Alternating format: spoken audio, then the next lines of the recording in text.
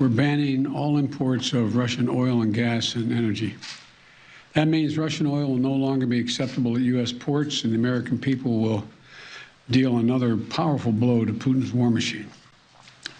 This is a move that has strong bipartisan support in the Congress and, I believe, in the country. Americans have rallied to support their Ukrainian people and made it clear we will not be part of subsidizing Putin's war. We made this decision in close consultation with our allies and our partners around the world, particularly in Europe, because a united response to Putin's aggression has been my overriding focus, to keep all NATO and all of the EU and our allies totally united. We're moving forward with this ban, understanding that many of our European allies and partners may not be in a position to join us. The United States produces far more oil domestically than all the European countries combined. In fact, we're a net exporter of energy. So we can take this step when others cannot. But we're working closely with Europe and our partners to develop a long-term strategy to reduce their dependence on Russian energy as well. Our teams are actively discussing how to make this happen, and today we remain united. We remain united in our purpose to keep pressure mounting on Putin and his war machine. Look, let me be clear about two other points. First, it's simply not true that my administration or policies are holding back domestic energy production. That's simply not true. Even amid the pandemic, companies in the United States pumped more oil during my first year in office than they did during my predecessor's first year. We're approaching a record levels of oil and gas production in the United States, and we're on track to set a record of oil production next year. In the United States, 90% of onshore oil production takes place on land that isn't owned by the federal government. And of the remaining 10% that occurs on federal land, the oil and gas industry has millions of acres leased. They have 9,000 permits to drill now. They could be drilling right now, yesterday, last week, last year. They have 9,000 to drill onshore that are already approved. So let me be clear. Let me be clear. They are not using them for production now. That's their decision. These are the facts.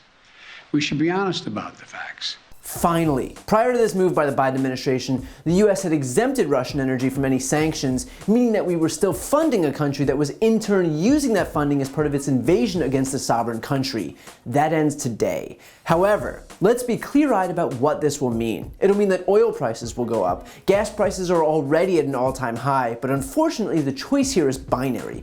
Either we refuse to sanction Russian oil and continue to fund their war against Ukraine, or we starve Russia's economy with these sanctions and take a stand for democracy. Neither comes without consequences. And yet still 71% of Americans support a ban on Russian oil, even if it means higher gas prices. And that includes 82% of Democrats, 70% of independents, and 66% of Republicans. Vast majorities across the board. Which, so that we're clear, is a good thing. If the choice is between deferring to lower gas prices at all costs, or taking a hit to defend democracy, then there's no question. Higher prices will hurt. I get it, and I'm not at all trying to pretend that that pain doesn't exist, but we're also not the ones hiding in bomb shelters. And yet, despite this surprising consensus, still that hasn't stopped Republicans, who are quick to call for sanctions on Russia, to then turn around and in the same breath condemn the Biden administration for high gas prices. Just take a look at these tweets from the Republican Party, Republican senators, Republican lawmakers, and even right-wing provocateurs. The same party that absolved Trump of wrongdoing for withholding military aid to Ukraine is now suddenly in full support of cutting off Russian oil to help Ukraine, except they also want to be able to criticize Biden for the impacts of helping Ukraine. Yeah, no, that totally checks out. Here are some facts about oil production. Oil production in the US fell during 2020 because of the pandemic. There was more supply than demand, so oil companies cut production. As the country opened back up in 2021 and beyond, demand surged. However, that supply was still constrained, which drove prices up. And beyond that, oil companies weren't super eager to maximize supply, given that they could then benefit financially from that high demand, and they did. Last year alone, oil companies profited $174 billion, with a B, with Exxon, Chevron, Shell, and BP seeing some of their highest profits in years.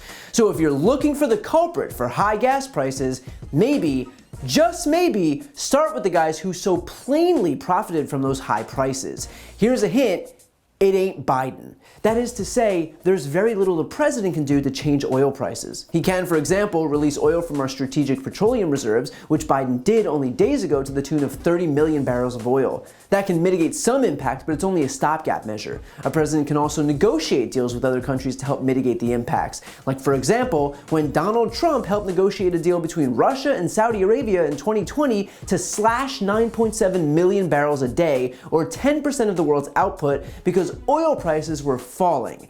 That's right, the Republican deity helped coordinate a deal to help those poor oil companies who were struggling with collapsing prices. And what happened? The next day, oil prices skyrocketed 24% for the best day on record as a result of that agreement.